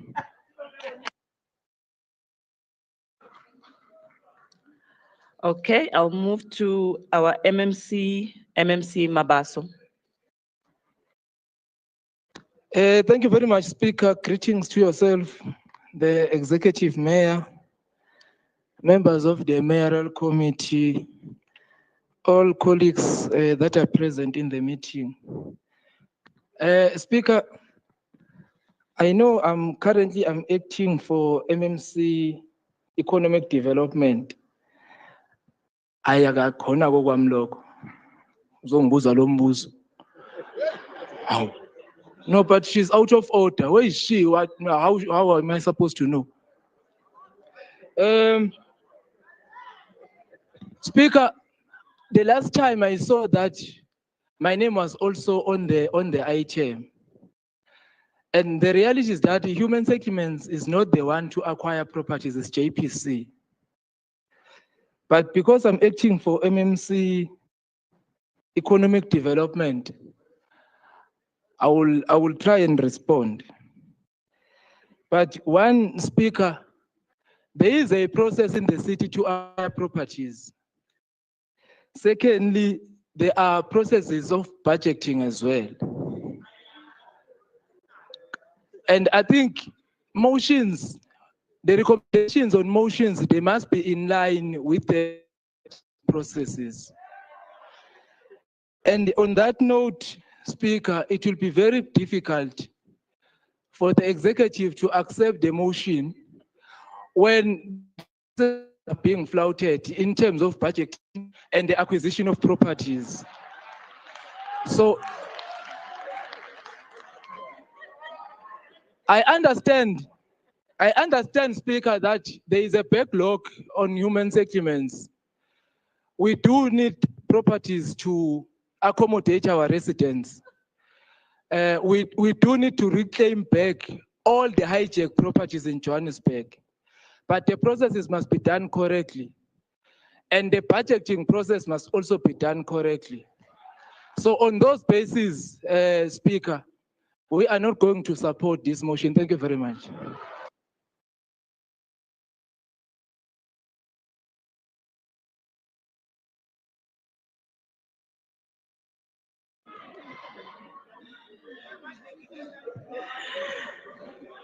Thank you, MMC Mabaso.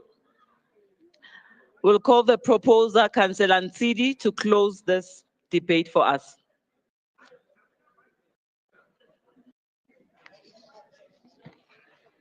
Thank you very much, Speaker. Speaker, it is disheartening that we are sitting here calling ourselves public reps at a cost of over R500,000 Rand per council meeting, while our people who voted for us are still battling with basic services. Councillors, Asimupe Ituba. Councillor Ntsidi.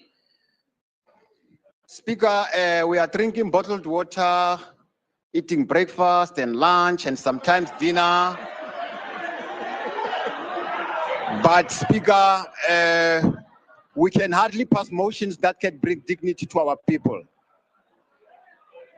Sometimes, Speaker, with Councillors, Councillor Ntsidi, please sit down. Councillor from the EFF, I can't see your name from here.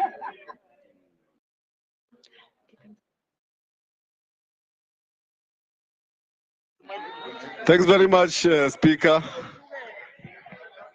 I rest on section 72. The council over there must not mislead this house. I don't know where he got breakfast from, but none of the councillors had breakfast in this house. Thank you very much. I'm an Councillor Mwepi. No. Councillor Ntsidi, you can continue and wrap up. We've got 1 minute and 21 seconds remaining. No. Speaker, I think it will be selfish for us to vote against this motion.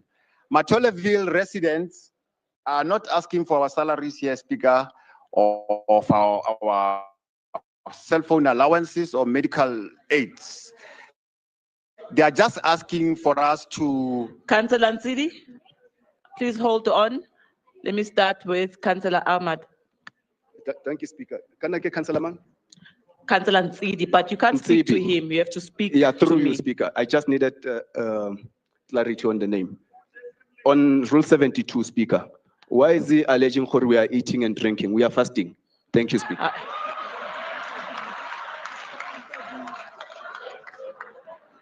Councillors, what is happening today then? What is happening?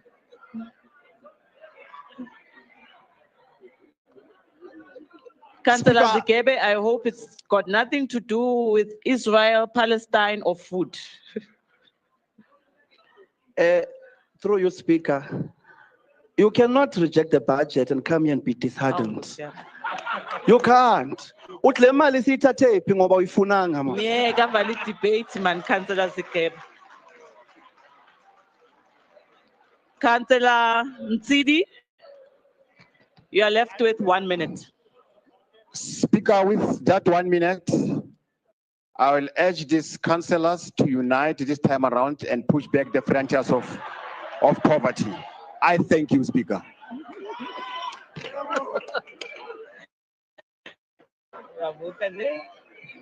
We are Jabula.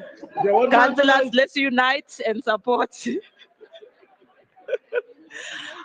Councillors, all those in of this motion, please raise your hands. In favor, the yeses.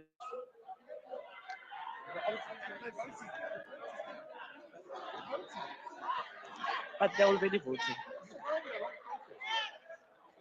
Councillor Christians, we have already Thank you, voting. Madam. Thank you, Madam Speaker. I hear you spoken, but we're following the wrong process. Madam Speaker, before we even go to a count, you have to ask those in favor say yay or nay. From that you make a decision, but you can't. We did that after the proposal. No, Madam Speaker. We did You that are, after. Madam Councillor Speaker, Christians, the please first, sit down. Madam Sit Speaker, down, Councillor the first Christians. question is, do we Councillor agree with the Christians, motion sit down. You're to out of then order. debate it? It's not Sit on down. the count, Madam Speaker, and you're constantly going the wrong process. All The those first in one favor is of this on, motion, do we please agree raise with your the hands. motion? Councillor Christians, you are out of order. We did that when we started. All those in favor Hey, of get this up. motion, please raise your hands.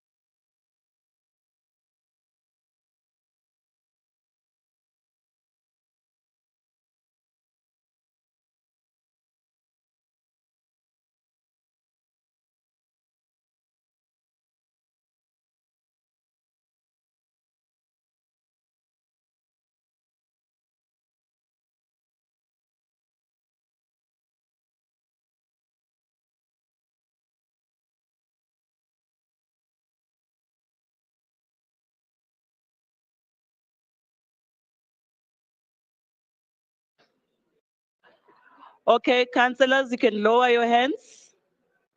All those against this motion, please raise your hands.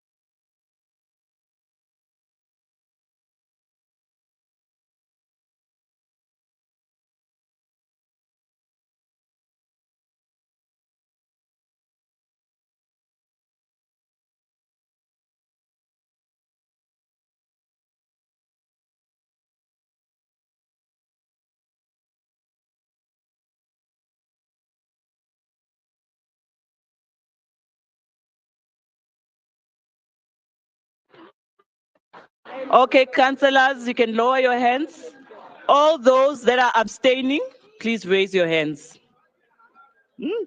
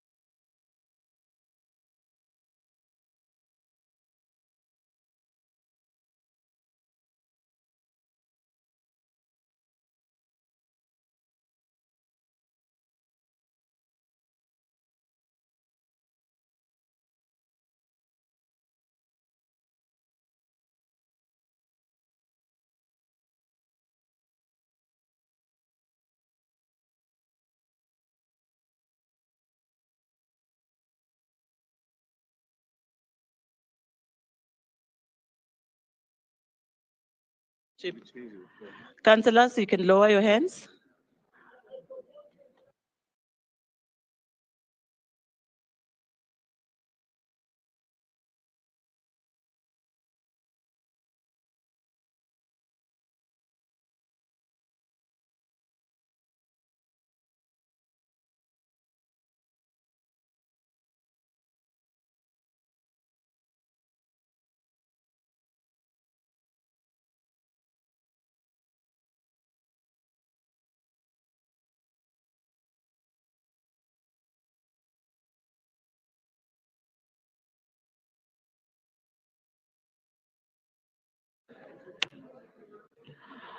Okay, councillors, the results are as follows.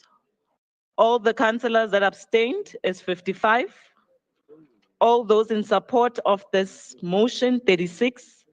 All those against this motion, 134. The motion does not pass.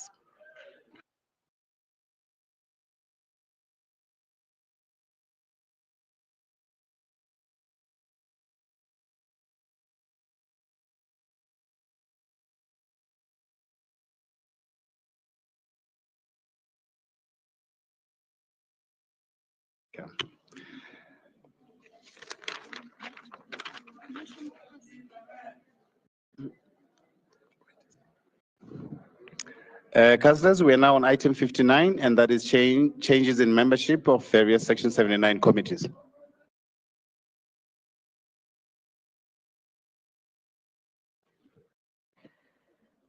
The first speaker for item 59 is from the DA, Councillor Ran. Thank you, Madam Speaker. I have no speech for the item. I'm in support. Sorry, Councillor Ran, I'm struggling to hear you. Thank you, Madam Speaker. I said I have no speech for the item. I'm in support of this item. Thank you. Then we move over to Action SA, Councillor Durand.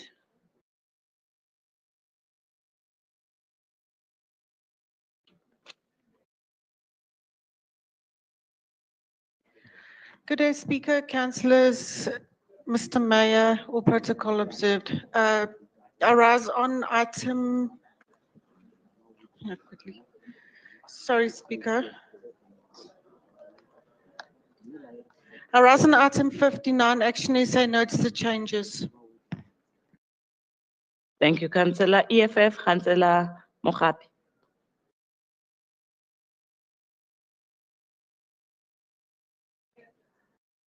Councillor Mogapi.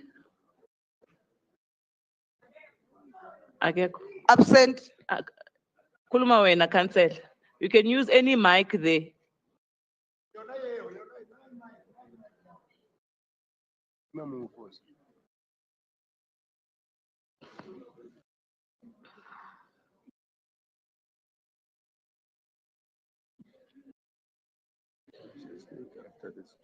Thank you, Speaker. We approve the item. Whip of Council, Councillor Zungu. Thank you, Speaker. Speaker, I rise to table the report in terms of membership change and also to request Council to note the report. Thank you.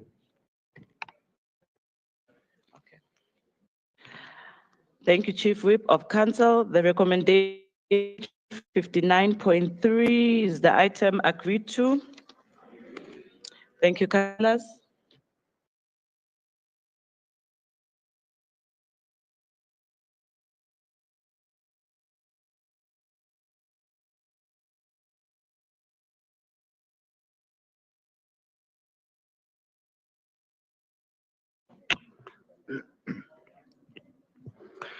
Councillors, we revert to the first item on recommendations, reading them from item 1 to 50 consolidatedly. Item 1 is a performance assessment report for the Community Development Department for the 2024-25 financial year for the period July to September 2024, read together with item 2, which is a performance assessment report for the Johannesburg City Parks Zoo for the 2024-25 financial year for the period July to September 2024. Also read with item 3, which is a performance assessment report for the Johannesburg City Theatre for the 2024-25 financial year for the period July to September 2024. And the above items read together with item 4, which is an oversight report of the Section 79 Community Development Committee on the 2024-25 first quarter performance assessment report of the Department of Community Development, Joburg City Theatre, Joburg City Parks and Zoo financial year for the period July to September 2024. Also, item 5, which is a performance assessment report for the Group Corporate and Shared Services Department for the period 24 to 25 financial year for the period July to September 2024. Also read with item 6, which is an oversight report of the Section 79 Corporate and Shared Services Committee on the 2024-25 fourth quarter budget and performance assessment report of Group Corporate and Shared Services for the period April to June 2024. Also item 7, which is a performance assessment report for Development Planning Department for the 2024-25 financial year for the period July to September 2024, read with item 8, which is the performance assessment report for the Johannesburg Development Agency for the 2024-25 financial year for the period July to September 2024, and both items read with item 9, which is an oversight report of the Development Planning Section 79 Committee on the 2024-25 first quarter budget and performance assessment report of the Development Planning Department and the Johannesburg Development Agency for the period July to September 2024.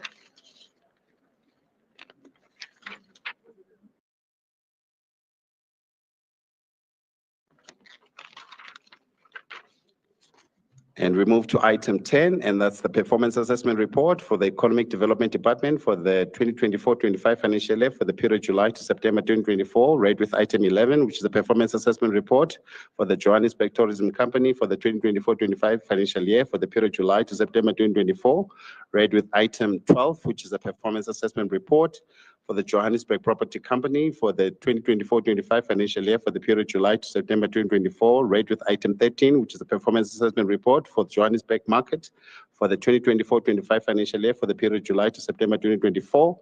And all items above read with item 14, which is an oversight report on the Economic Development Section 79 Committee on the 2024-25 first quarter performance report of the Department of Economic Development, Johannesburg Property Company, Johannesburg Fresh Produce Market, and Johannesburg Tourism Company for the period July to September 2024. And also item 15, which is a performance assessment report for the Environment, Infrastructure and Services Department for the 2024-25 financial year for the period July to September 2024, read with item 16, which is a performance assessment report for the City Power, Johannesburg for 2024-25 financial year for the period July to September 2024, read with item 17, that's a performance assessment report for Johannesburg Water for the 2024 financial year for the period July to September 2024. And also item 18, which is a performance assessment report for Pick It Up Johannesburg for the 2024-25 financial year for the period July to September 2024, and all items read with item 19, which is an oversight report of Section 79 Environment and Infrastructure Services Committee on the 2023-24 first quarter performance assessment report of the Environment and Infrastructure Services Department, Pick It Up Johannesburg Water, and Johannesburg City Power for the period July to September 2024. And we move to item 20, which is a performance assessment report for Group Finance for the 2024-25 financial year for the period July to September 2024, read with item 21, which is a performance assessment report for the Group Information Communication Technology Department for the 2024-25 financial year, July to September 2024. And both read with item 22, which is an oversight report of the Section 79 Finance Committee on the 2024-25 first quarter performance assessment report of the Group Finance Department and Group Information Communication Technology Department for the period July to September 2024. We move to item 23, which is a performance assessment report for the Health Department for the 2024-25 financial year for the period July to September 2024, with item 24, which is performance assessment report for the Social Development Department for the 2025 financial year for the period July to September 2024, and both read with item 25, which is an oversight report of the Health and Social Development Section 79 Committee on the 2024-25 first quarter budget and performance assessment report of the Health Department and Social Development Department for the period July to September 2024. Move to item 26, and that's your performance assessment report for the Human Settlements Department for the 2024-25 financial year for the period July to September 2024, read with item 27, which is a performance assessment report for the Johannesburg Social Housing Company for 2024-25 financial year for the period July to September 2024. And both items read with item 28, and that's the oversight report of the Human Settlements Section 79 Committee on the 2024-25 first quarter performance assessment report of the Department of Human Settlement and Johannesburg Social Housing Company for the period July to September 2024.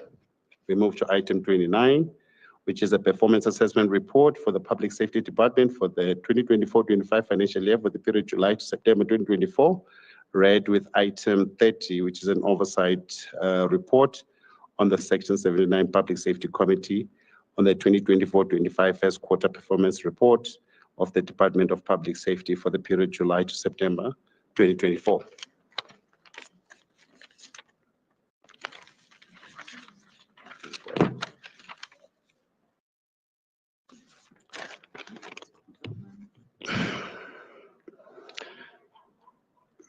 Item 20 is a performance assessment report for the Group Finance Department for 2024-25 year for the period July to September 2024. Read with item 21, which, I'm sorry.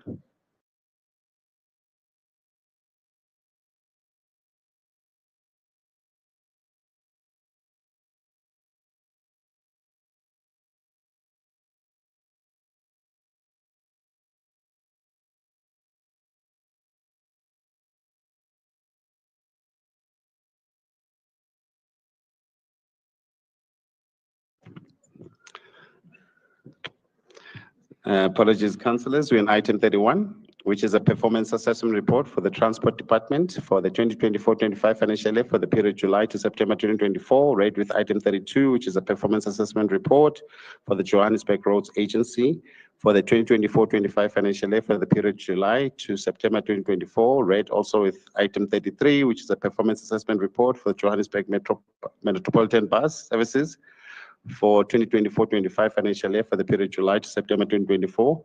Also with item 34, which is a performance assessment report for the Metropolitan Trading Company for the 2024-25 financial year for the period July to September 2024. And lastly, read with item 35, which is an oversight report of the Transport Section 79 Committee on the first quarter performance assessment report of the Transport Department, Metrobus, Johannesburg Road Agency, and Metropolitan Trading Company for the period July to September 2024.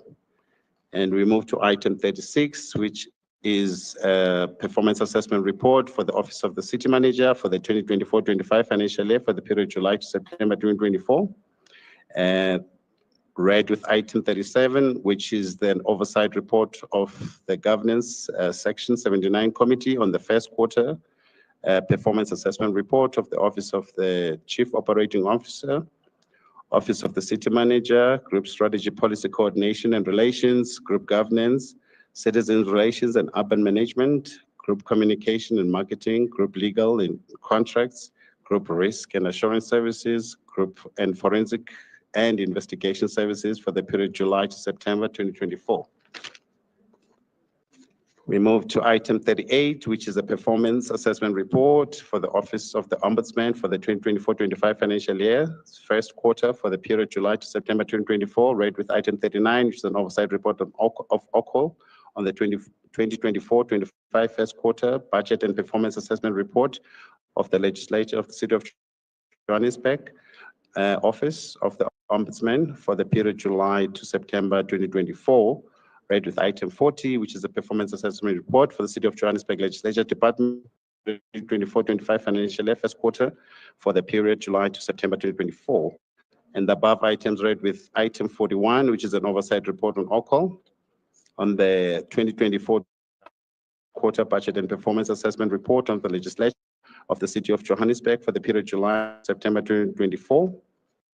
And we read item 42 is the first quarter on the oversight activities of the Petitions Standing Committee for the period July to September 2024.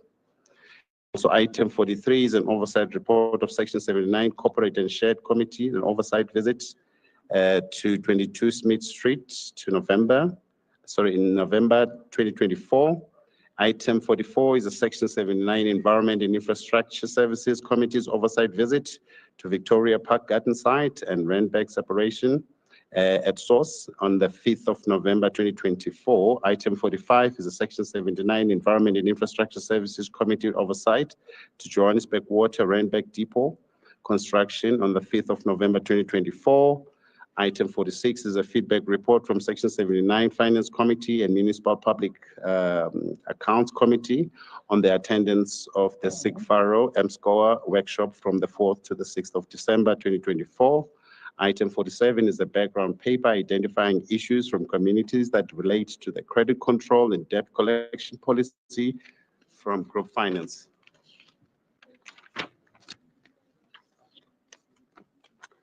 Item 48 is an oversight report on the HSD Section 79 Committee at Randburg Clinic Region A on the 16th of September 2024.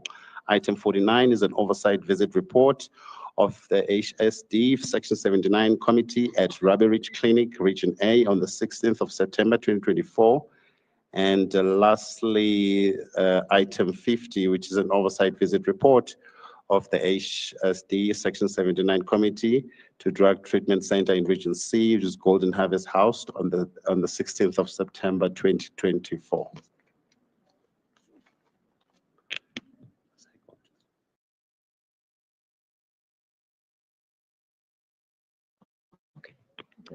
Councillor Mayers? Thank you, Speaker.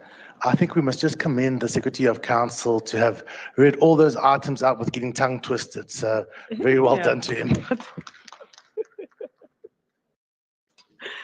Councillor Mayers. Councillors, these reports or items are for noting from number 1 all the way to item 50. Do we as the House, Councillor Santana? Councillor Santana. You can come through, Councillor. Thank you, Speaker. Not all the reports are for noting because there are recommendations, so we need to approve all the recommendations. Not all of them are for noting. Councillor Santana, from the report we got from the Whip of Council, item 1 to 50 are for noting. Chief Whip, that's the report we got here in front of everyone. Item 1 to 50 for noting.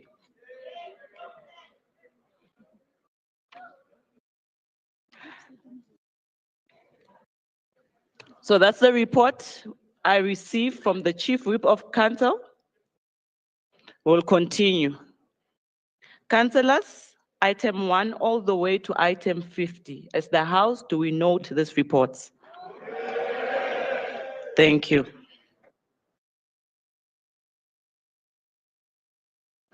Councillors, we move to item 53.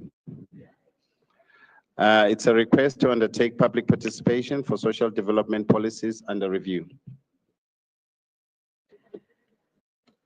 The first speaker is from Action SA, Councillor Johnson.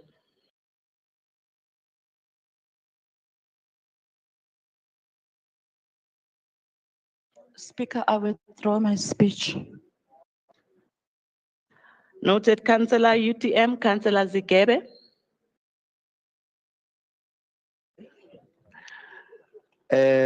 We note the report. Thank you, Councillor EFF, Councillor Ndo. Thank you, Speaker. Is the EFF, we note the report. Thank you, Councillor ANC, Councillor Mpaho. Thank you, Speaker. As ANC, we note the report. Thank you.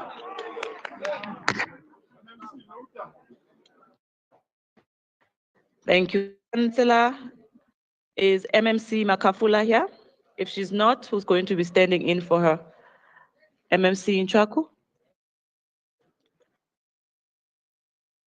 Note, thank you very much, Speaker. We note the report. Accept it. Thank you.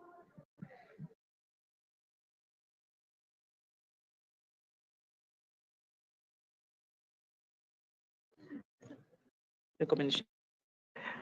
Thank you, MMC. Item 53, the recommendation is on page 53.4. Is the item agreed to? Thank you, councillors. Councillors, on item 60, that is the progress report and the development of a register of financial interest of councillors, financial year 2023-24.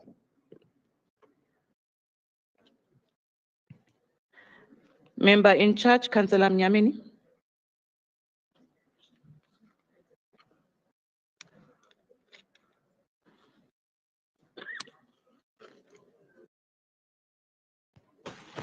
Thanks very much, Speaker.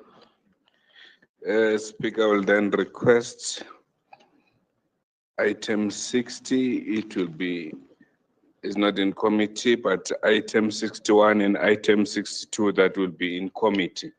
It will be clubbed together. Can I Okay. proceed with item 60? Okay, should we proceed with item 60 then for in committee, obviously? People in Yes. the gallery will have to excuse us. Yes. Okay, member in charge, we don't have any speakers. The recommendation, councillors, are on pages 60.7 to 60.8. Is the item agreed to? Thank you, councillors. I would like to ask all our visitors and guests upstairs if they can excuse us so Not that now, we sit Speaker, as ma'am. councillors for the in committee. Not now, because item 6 is not in committee. Speaker, sorry, I said item 60 is not in committee. They can remain here. Sivalile 60 angithi ngama recommendation. Now we are going to 61 and 62. It's fine. Uyaqala. Member in charge, what is happening?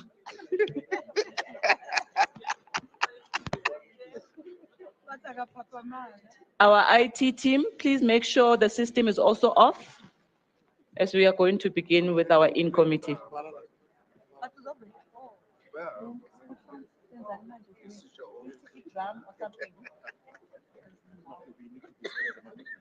So as we share drum, we are fine.